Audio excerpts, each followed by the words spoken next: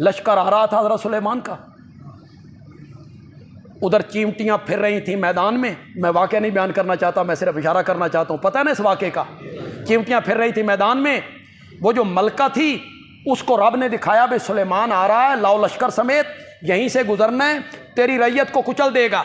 उसने अपनी रियाया को कहा उदखुलू मसाकिनकुम, अपने अपने बिलों में चली जाओ। रियाया कहने लगी मलका अभी तो बाहर निकली है रिज़्क़ की तलाश में, खिलाफे मामूल जल्दी वापसी। उसने कहा ला यहतिमन्नकुम सुलैमानो व जुनूदुहु, सुलेमान और उसका लश्कर आ रहा है, तुम्हें पांव के नीचे रौंद देगा। रियाया कहती है, उधर कहती हो पैगंबर है,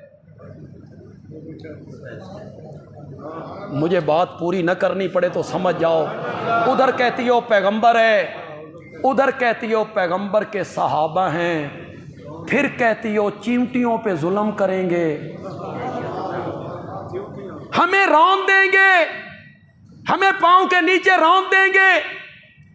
हो नबी और नबी के सहाबा और जुल्म करे चींटियों पर, यह कैसे हो सकता है?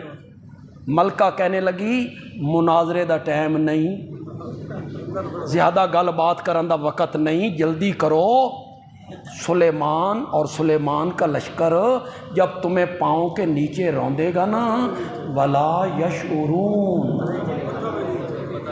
उन्हें पाँव के नीचे का पता, दानिस्ता नहीं रौंदेंगे, जानबूझ के नहीं रौंदेंगे। साहिब रूल मानी ने लिखा ये तो चींटियों को भी पता था